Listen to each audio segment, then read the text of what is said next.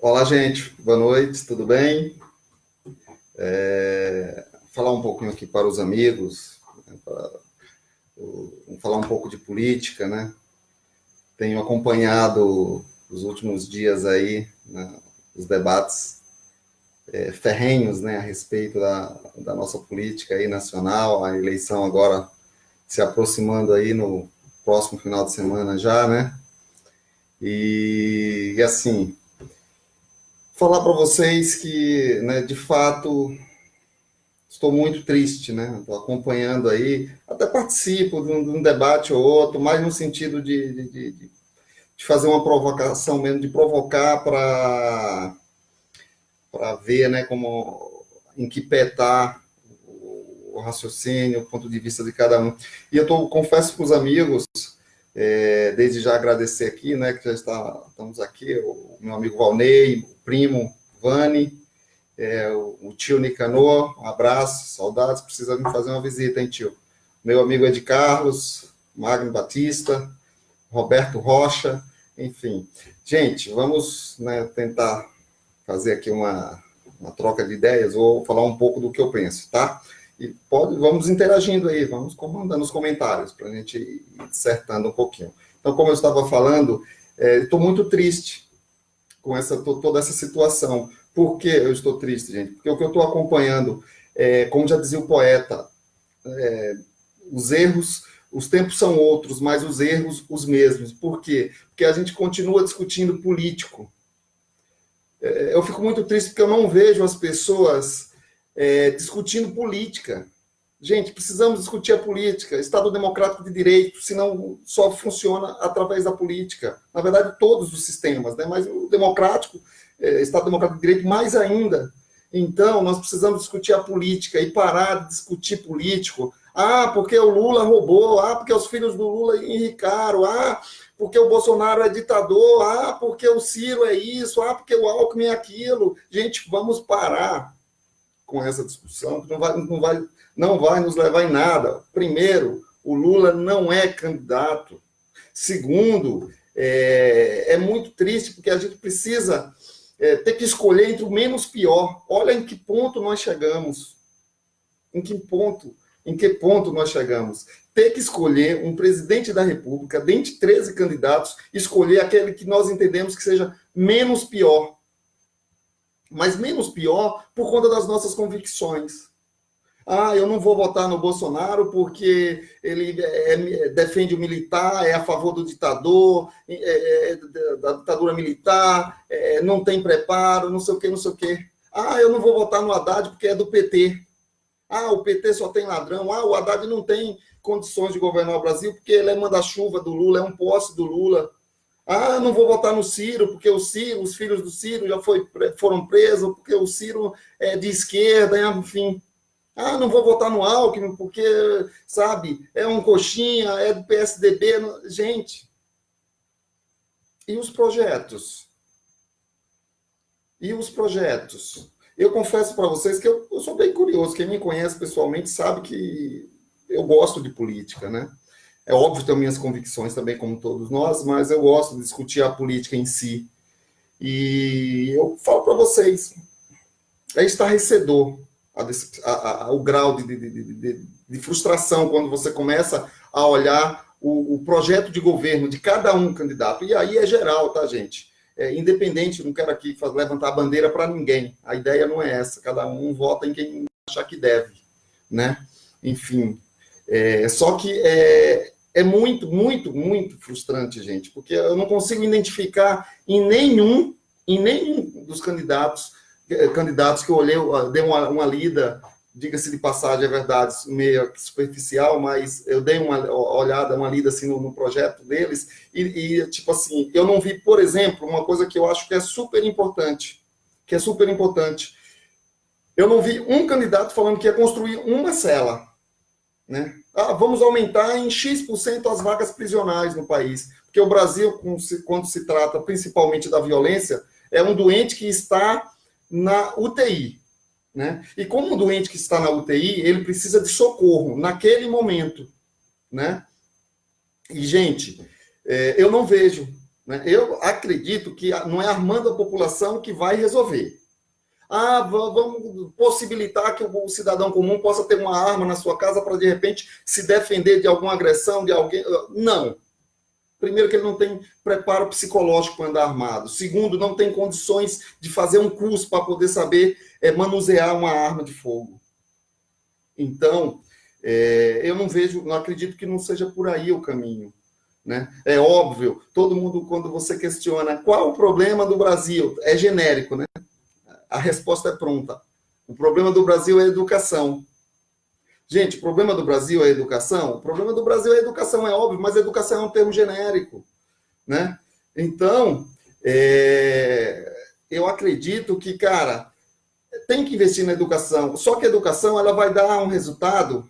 Pô, primo Vani, concordo com você. Mas é importantíssimo o debate, né? Só dando um time aqui, né, em respeito ao meu amigo, meu primo, inclusive, primo amigo, é verdade, o Vani, concordo plenamente, Vani, com tudo que você está falando aqui. Né? Acontece assim, Vani, que as leis, né, é um pouco complicado discernir a respeito da legislação, mas a ideia é essa também, nós vamos chegar lá. Então, gente, voltando ao tema, você precisa investir em educação. Né? Você quer resolver o problema da saúde, constrói faculdade de medicina, que depois de 5, 10, 15 anos você vai ter uma diversidade, uma quantidade de médicos formados que vão estar trabalhando, como, por exemplo, eu sou um exemplo disso que eu estou falando, que eu sou um advogado. E eu só sou um advogado atualmente porque algum governo veio e abriu, né? Há 16 anos atrás, 14 anos atrás aproximadamente, nós tínhamos 152, salvo engano, cursos de direito. Hoje nós temos 1.600 cursos de direito. Há 16 anos, advogado era coisa para rico. Hoje, qualquer cidadão, né, ele pode ter um advogado particular e constituir e defender os seus direitos. Né? E, no entanto, aqueles advogados renomados perderam o cliente. Muito pelo contrário. A justiça chegou mais para... Né, sem entrar no mérito, né, de justiça totalmente subjetivo, cada um tem o seu ponto de vista a respeito. Da medicina vai ser a mesma coisa. E, olha, imagina, você tem uma diversidade, uma quantidade grande de médicos, vão trabalhar mais, vão atender mais a população. Então, você vai ter menos pessoas doentes, menos pessoas procurando o sistema de saúde. E, automaticamente, a educação ela já está sendo, né, trabalhada com isso. Né? Então, só que para o momento, falando propriamente de segurança, se alguém me perguntar, e já me perguntaram alguns colegas, alguns fóruns que eu participo, poxa, Kleber, qual é a sua... Você teria alguma ideia para discutir segurança pública atualmente? Eu tenho, gente. É simples, né? Quando você tem para fazer uma analogia meia tosca aqui, só para enfatizar. Você tem lá uma caixa de laranja, ou, sei lá, batata, vou usar laranja que eu conheço mais.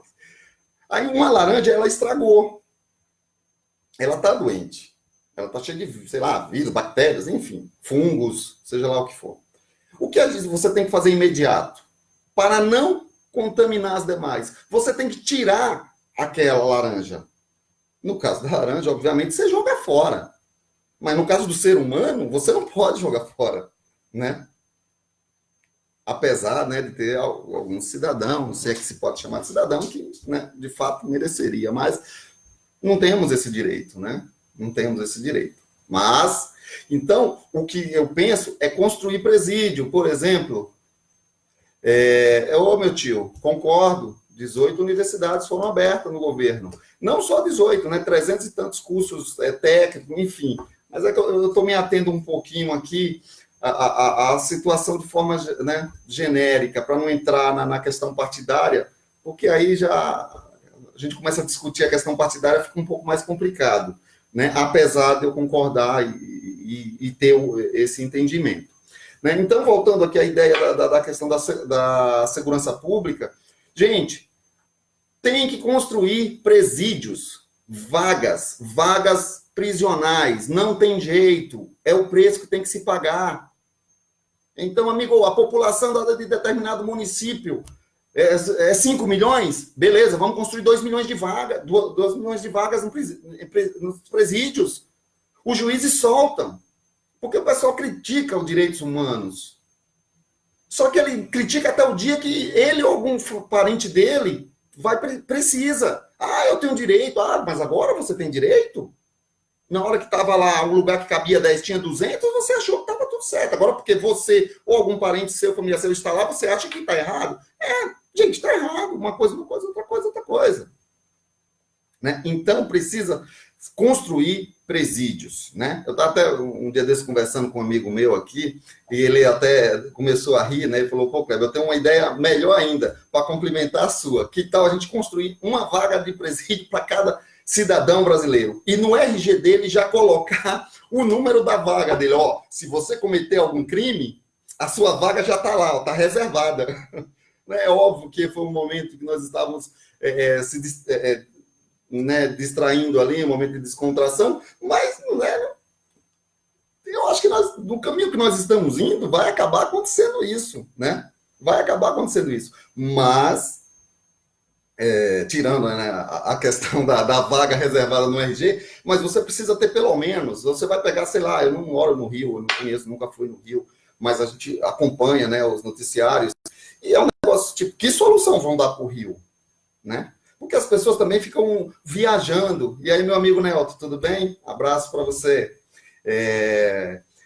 O que acontece? Você pega um estado como o Rio de Janeiro, como a gente acompanha no noticiário, como é que você vai fazer? Como é que você vai? Ah, beleza, vamos construir faculdade. Sim, tem que construir também. Só que não vai resolver o problema atual, gente. O que vai resolver o problema atual, não só no Rio, como no país, é prender. Você tem que tirar os caras da sociedade.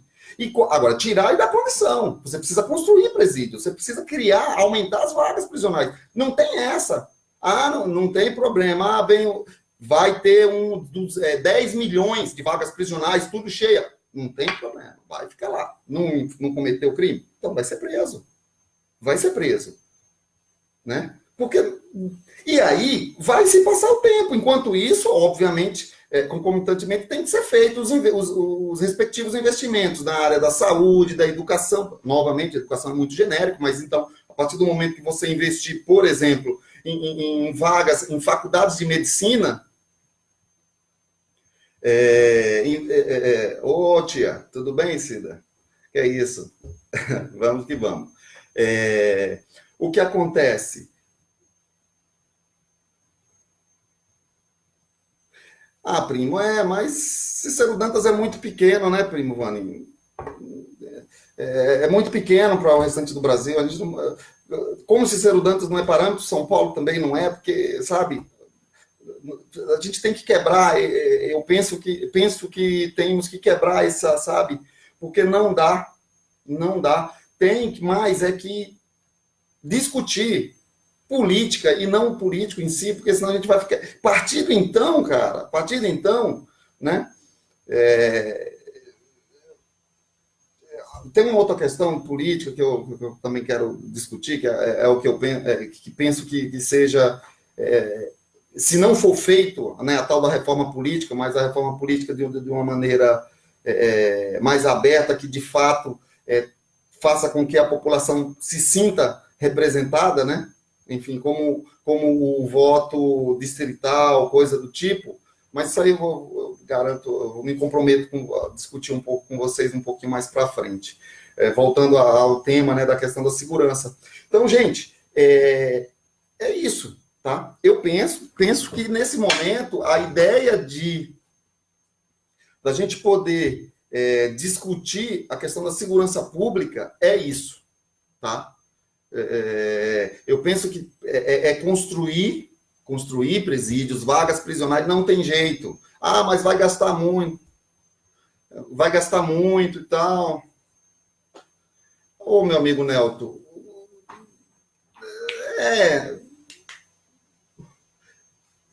olha, Nelton, eu concordo em parte com o seu comentário, né? Mas nós estamos no Estado Democrático de Direito e não tem outra coisa a ser feita, né? Acho que quando você entrou, eu já tinha feito um comentário a respeito da questão justamente, Nelton, dos direitos humanos. É que, tipo assim, se a cela foi feita para 10, cara, tem que ter 10. Não tem que ter 200. Você entendeu? E é o que é feito no Brasil. Então, o juiz, ele acaba se vendo obrigado, de uma certa forma, a obedecer à lei também que garante o direito. Porque tem a lei que manda prender. Ó, praticou o crime, está comprovado, está preso. Só que também você tem aquela outra lei. E nós aderimos, né, ao Tratado dos Direitos Humanos lá, da ONU. Então, tipo, nós temos que respeitar o Estado Democrático de Direito, né? Parte do princípio de respeito às leis, né? Então, não tem jeito, Nelton. Eu penso que eu tenho que partir de algum ponto, e o ponto que eu tenho que partir é a minha legislação. E a minha legislação, ela fala isso, né? Apesar de, né, do Todo-Poderoso, né, do Supremo, STF, já, tipo, rasgou a Constituição para determinado caso, mas isso é momento. Infelizmente, nós já tivemos, lá em 1936, Olga Binari, né, a mulher lá do Prestes, né, que foi entregue para os nazistas, né, grávida, tipo, no nono mês da gestação, praticamente. Coisa surreal. E o Supremo, né, foi lá e entregou. Não, tem que deportar mesmo. Enfim, coisas do tipo. Mas, atualmente, Nelton, se a gente não pautar isso, não vai, tá? Primo Vani, para mudar o país, não muda. A questão da cidade pequena, Vani, eu penso assim, não é questão de uma cidade pequena ou uma cidade grande. A questão, a discussão, ela tem que ser feita no todo. No todo. E eu concordo, Vani, plenamente. A falta mesmo, a união do povo brasileiro para um bem comum. Eu concordo com você. Nós só chegamos onde chegamos, infelizmente, justamente por conta disso, Vani. A falta de união da nossa população, da nossa sociedade, né? Porque a nossa sociedade, Vani, ela é muito hipócrita. E aí, mano, beleza? Seja bem-vindo aí à discussão, tá? O que acontece? A nossa sociedade, Vani, é muito hipócrita, cara.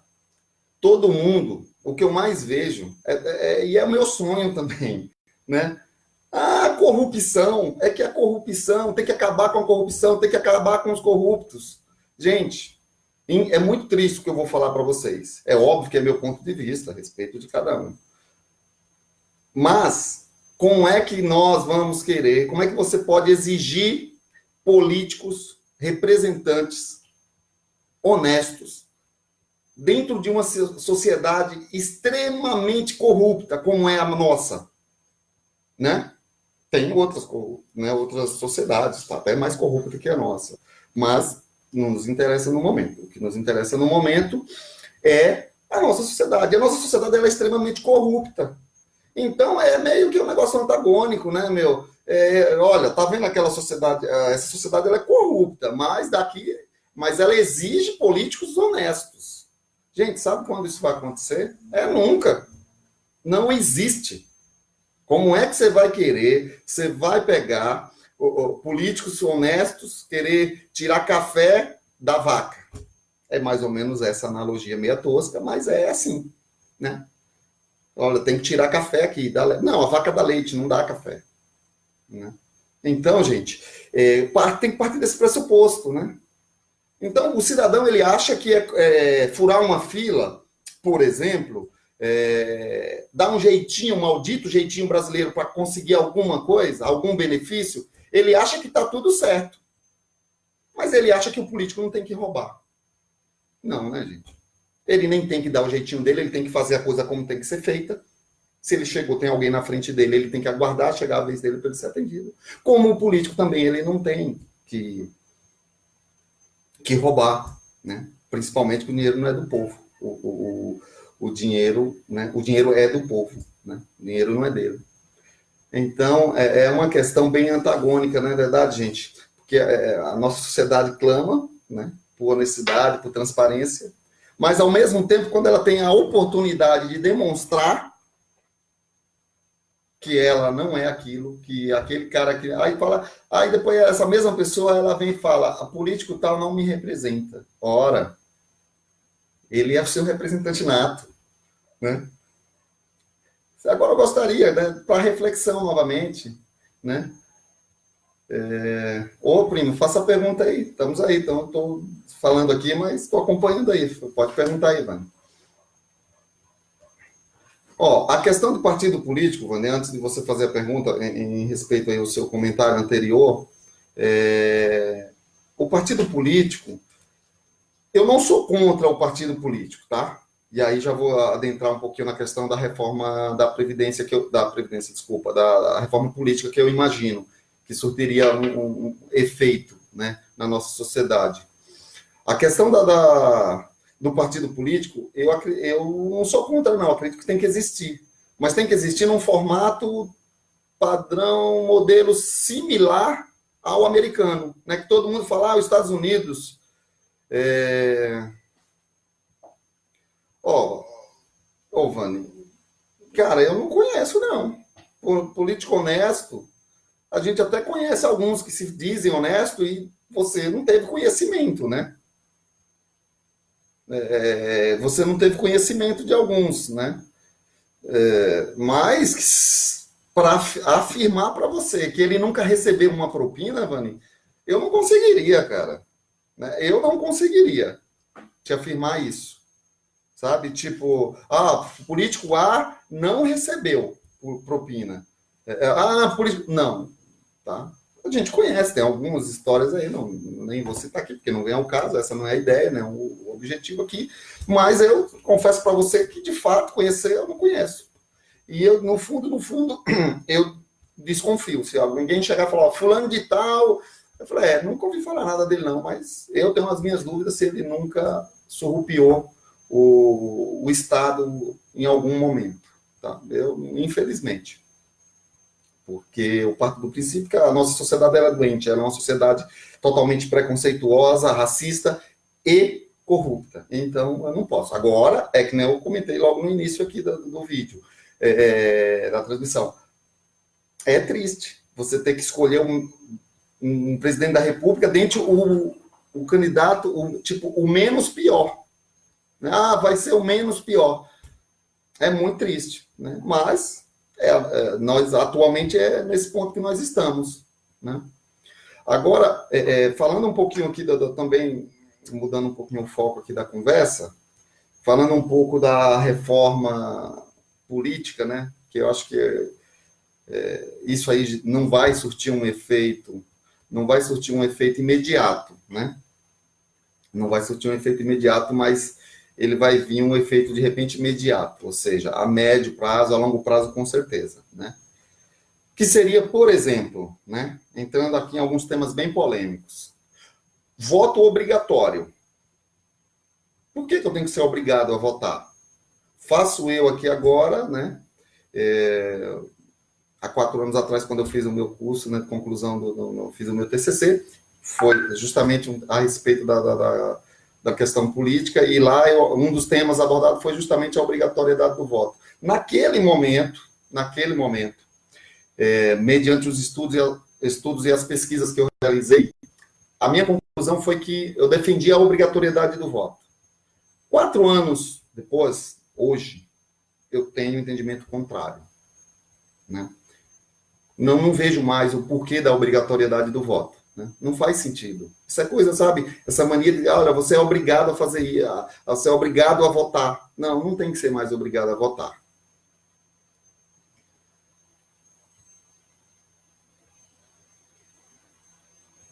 Poxa, que legal, mano. Que legal, que bom que você confia na pessoa, que você conhece. Isso é importante. Isso aí prova, né, que de fato precisamos investir mais na política e em políticos. Isso é importante. Legal. Então, gente, a questão da reforma política é isso. Se você não faz uma reforma política, não vai adiantar. Né?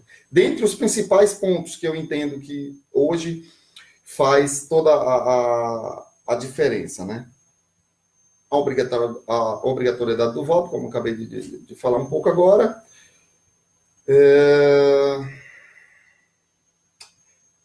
Poxa, Vani, vou te... Cara, que legal.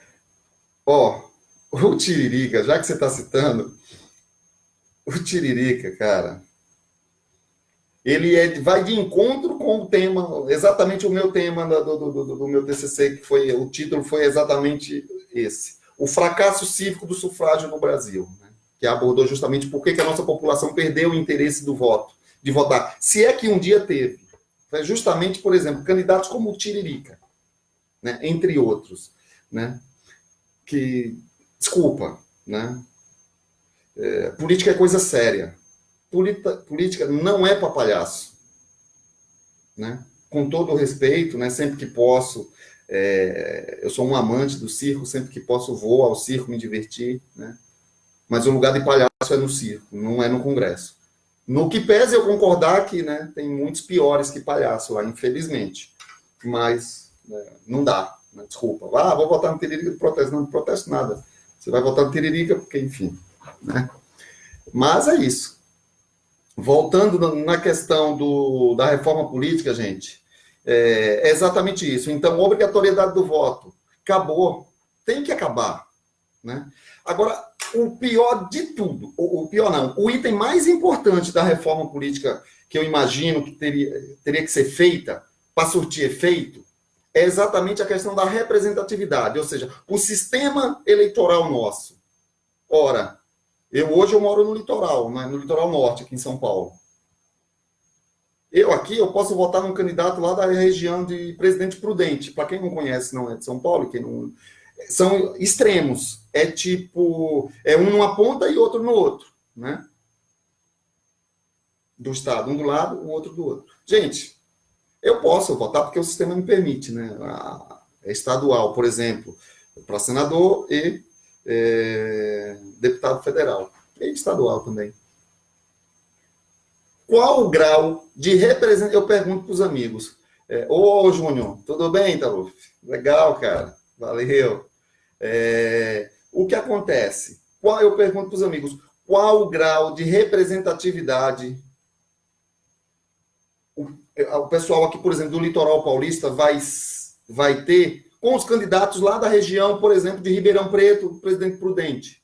Gente, muitos deles, se brincar, nem vieram aqui, nem conhecem o litoral. Mas o pessoal do litoral, quem quiser, vota. Tá certo isso? Gente, eu entendo que não.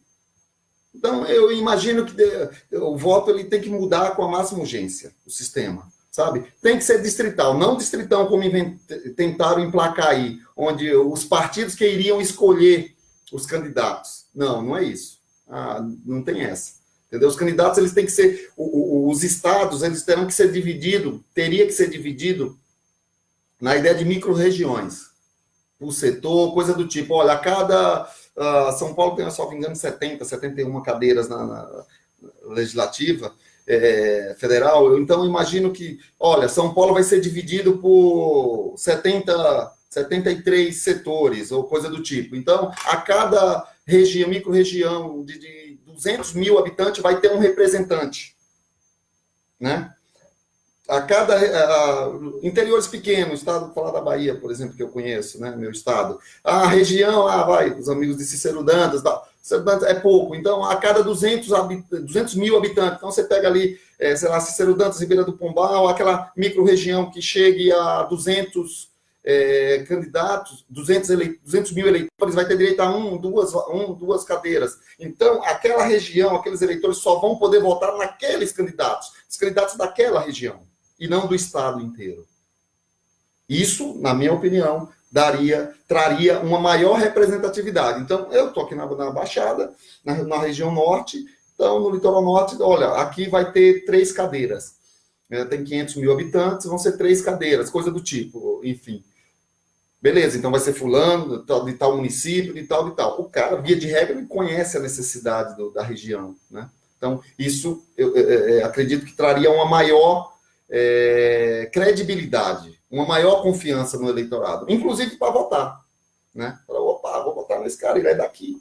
Então, a probabilidade, ela é grande. Então, um dos pontos que deveria ser questionado, deveria não, que eu penso e aí acredito que seria essencial para mudar a questão da credibilidade, né, com relação à credibilidade, à representatividade do eleitorado é essa, tá? Acabar, obviamente, com o voto proporcional, né? Tipo, Tiririca, ele leva mais 3, 4, a última eleição, 2014, salvo engano, acho que o Russomano aqui em São Paulo levou ele mais 3, mais 4 também. Coisas, tipo, nada a ver, né? Um outro ponto, gente, que eu entendo que deveria, assim, mudar com a máxima urgência. E, tipo assim, é coisa que eu entendo que literalmente é resquício da ditadura mesmo. Eu não sei se alguns dos amigos já pararam para pensar por que o suplente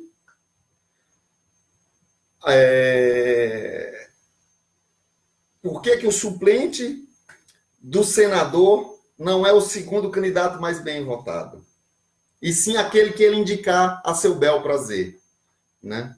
Pode indicar filho, pai, irmão, tio, parente, primo, quem ele quiser. Por quê? Alguém conseguiria me explicar? Porque eu vou falar uma coisa para os amigos. Eu já pesquisei um pouquinho. Tipo, não existe, tá? Em legislação nenhuma, em nenhum lugar no mundo, em nenhum país do mundo, que é assim. Não existe. O suplente é o segundo mais bem votado.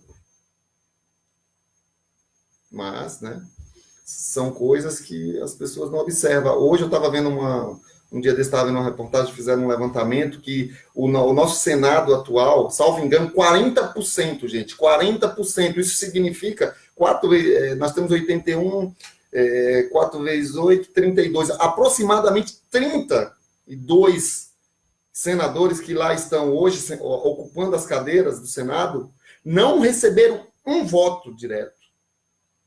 Não foram eleitos. Eles assumiram a vaga porque, né, o eleito colocou ele como suplente. E aí você tem pai, mãe, irmão, tia, sobrinho, todos os graus. Tá certo isso, gente? Esses senadores lá estão nos representando? Não, né, gente? Não. Então não faz sentido. É um outro ponto da reforma política que precisa mudar, né? Precisa mudar, acabar com isso. Poxa, por que não ser o suplente do senador, não ser o segundo mais bem votado? Isso é representatividade. Isso né? Um outro ponto, esse é bem legal, gente, bem polêmico, mas é muito polêmico, e eles não fazem para não largar a mamata, né? Porque aí literalmente a questão que a gente mais vê. Aqui em São Paulo é clássico, né? Eu fico meio abismado, assim, como o paulista, ele aceita isso, especialmente o paulista, tá? O político, ele é eleito para ser prefeito 4 anos. Só que aí, com 2 anos, ele já tá, tipo, cara, fui eleito prefeito, mas quero ser governador. Aí ele é eleito governador, 2 anos, cara, quero ser presidente. Ele é eleito deputado federal ou deputado estadual. Aí o governo, né, estadual ou federal convida, quer ser secretário, quer ser ministro? Então beleza, qualquer coisa você volta para o seu cargo. Gente, tem que acabar com isso. Se o eleitor votou no candidato A, B ou C, não me interessa, aquele candidato A, B ou C, ele foi eleito para cumprir o mandato. Se o mandato é de 4 anos, ele tem que ser de 4 anos. Mas eu fui convidado, sou senador, fui eleito senador, fui eleito deputado federal, estadual, enfim, vereador, o prefeito, o governador, o presidente me convidou para ser ministro da educação. Eu não vou aceitar? Não, você tem a liberalidade, a livre escolha. Você pode aceitar. Mas nessa ideia de reforma política que eu tenho, seria da seguinte forma: você vai aceitar o convite? Ok, renuncia ao mandato. O mandato ao qual a população concedeu para você, o voto de confiança, eles não te deram um voto de confiança para você ser ministro da educação, seja lá qual for a pasta. Eles te deram um voto de confiança para ser deputado federal, senador, durante 4 anos. Então não tem problema. Você quer? Então você vai revogar o mandado que a população, que a sociedade te deu. Você vai renunciar. Então, população que votou em mim, muito obrigado, mas não, eu prefiro ser ministro. Mesmo sabendo que na semana seguinte, no dia seguinte, o executivo pode me exonerar, porque o cargo é de livre, nomeação e exoneração. Não tem problema, gente. E aí ele vai renunciar e vai entrar no lugar dele, obviamente, o suplente, o segundo mais bem votado para aquela cadeira. E não me interessa o partido. Ah, mas aí você vai chegar uma hora que o partido A vai prevalecer no Congresso. Não importa. O que importa é o que o povo decidir. O que importa é a vontade do povo. Né? Então, acabar com isso. Se o cidadão foi eleito para ser prefeito de cidade determinada, sei lá, vai, pegar da capital. Passa-se 2 anos, vem as eleições e ele quer ser governador. Não tem problema também, amigo. Vai ser governador? Vai ser governador. Renuncia ao mandato.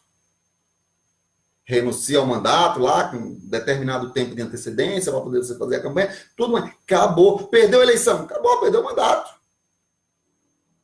Pronto, na próxima eleição você se candidata de novo. Né? Se candidata de novo na próxima eleição, para o cargo que você quiser. Até porque aí você já não vai ter mais nenhum impedimento nesse sentido. E assim sucessivamente, né, gente? Eu penso que essa também seria um ponto importantíssimo, né? Um outro tópico, gente, ainda se tratando da ideia de uma reforma política, que penso que seja mais que necessária, é acabar com a reeleição. Inclusive, né, tem até um blogzinho aí, uma página, chama Reeleição Nunca Mais, né? Quase não tem coisa lá, mas volta e meia eu estou postando, quero ver se eu consigo adquirir um tempo aqui, dedicar um tempo para movimentar um pouco, discutir mais o assunto. Mas fica o convite para curtirem a página. Reeleição Nunca Mais. O que acontece, gente? Reeleição. A reeleição já está aprovada no país, que não funciona. Mas a minha ideia de reforma política é mais radical, tá, gente? Não estou falando propriamente dito da reeleição no executivo, que eu digo que essa talvez não seja nem a mais grave. A mais grave, e que eu não vejo ninguém discutindo. Eu não vejo um político sequer abrindo a boca, tendo a coragem, porque vai mexer no dele. É acabar com a reeleição no legislativo, gente. Por que esses caras eles têm que se perpetuarem no poder?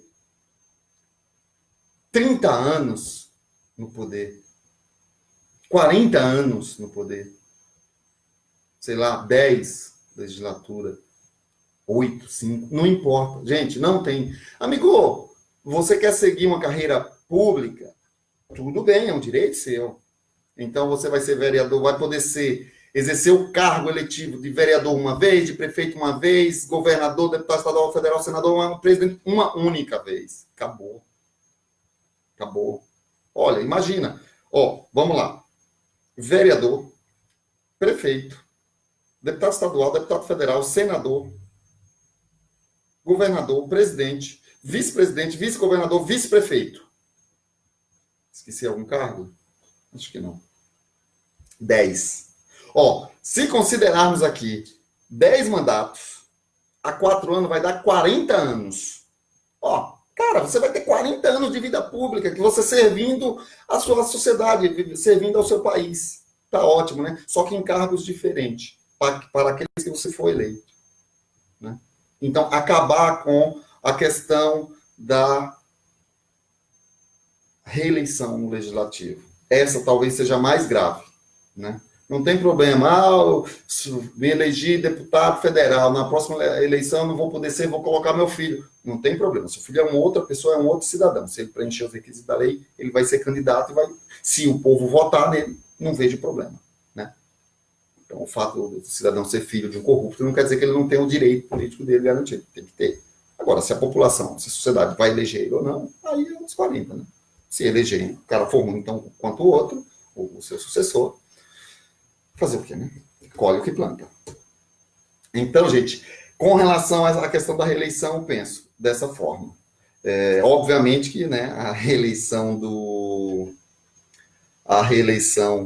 do executivo também, né? 4 anos está de excelente tamanho, né? Tá muito bom. O tempo é mais que suficiente. Né? 4 anos para o prefeito, para o governador, para o presidente. Né? Senador também, 8 anos. É outra aberração. Por que senador tem que ter um mandato de 8 anos? Não faz sentido, né, gente? 8 anos. Não, 8 anos não vai ter. É 4 anos igualmente os demais. Poxa, 3 senadores por estado. Cara, para quê? Fala para mim. 3 senadores por estado. Ou seja, nós temos 81, né? Só me engano, 81 senadores. Absurdo. Não precisa. 2 é mais que suficiente. Né? 2 senadores por estado. Já reduziria aí 30%. Né? Aproximadamente. Então, são discussões, gente, que precisa ser... Eu penso que enquanto a nossa sociedade não se conscientizar que tem que discutir a política e não os políticos, não quero saber de político, cara. Então, tenho certeza que o negócio, infelizmente, não vai andar, porque enquanto ficarmos discutindo, batendo na tecla, político A, B, fulano é ladrão, Beltrano é santo, não sei o quê, roubou, não roubou, condenado sem prova, com prova, gente, quem já roubou já fez o dano. Não vai voltar. E o cara que vier novamente, o cara que entrar novamente, se a gente não conseguir fazer o filtro, porque vou voltar agora aqui um pouquinho do que eu falei agora há pouco, não adianta ficar sonhando com o impossível. Qual é o impossível? Encontrar político honesto no Brasil. Não existe. A sociedade é doente. A sociedade brasileira ela é extremamente preconceituosa, racista e corrupta.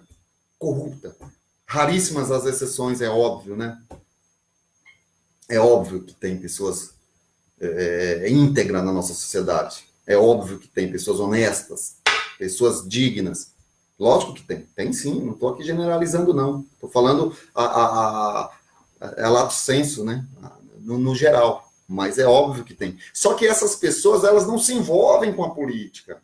Porque justamente... A própria sociedade, nós já pejoramos a profissão, a categoria de político. Então, como é que um cidadão que é íntegro, é honesto, vai pegar a reputação ilibada dele e vai colocar à prova para aqueles que não estudam, não conhecem, não têm o mínimo de interesse em adquirir informação científica com base confiável, com fonte confiável, começa a denegrir a imagem do cidadão. Então, esses cidadãos, eles não se envolvem na política, o que é muito ruim para a gente. Muito ruim mesmo. Né? Porque não dá. Então, o que nos resta é o que nós temos hoje aí. Né? Porque se você pega os cidadãos de bem, honestos, né? Íntegro, pessoas decentes, né? Que fariam jus ao voto de confiança da população. As pessoas não se envolvem, o que é que sobra? A corja, né? Que temos tudo aí hoje, né? Para não usar alguns adjetivos apropriados, né? Mas em respeito a, né? Uma vez que estamos aí num canal aberto ao público, então temos que, né? Nos conter com o nosso vocabulário mais apropriado que esses políticos aí merecem serem tratados.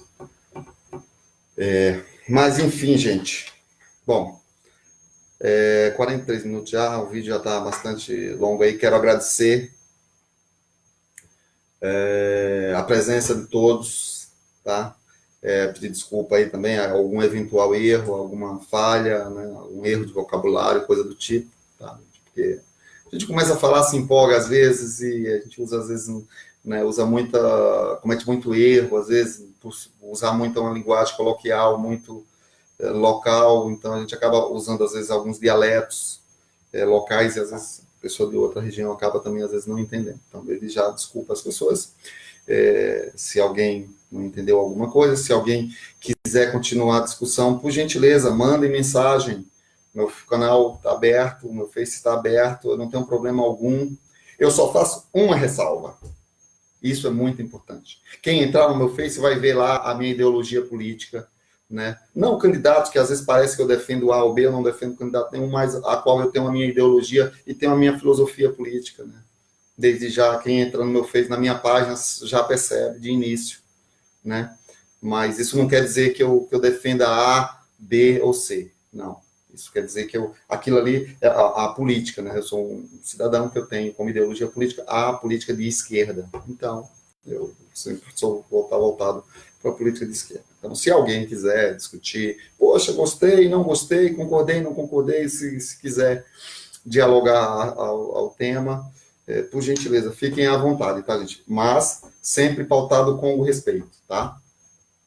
Porque vocês jamais verão eu ofendendo alguém, seja lá por que for, né?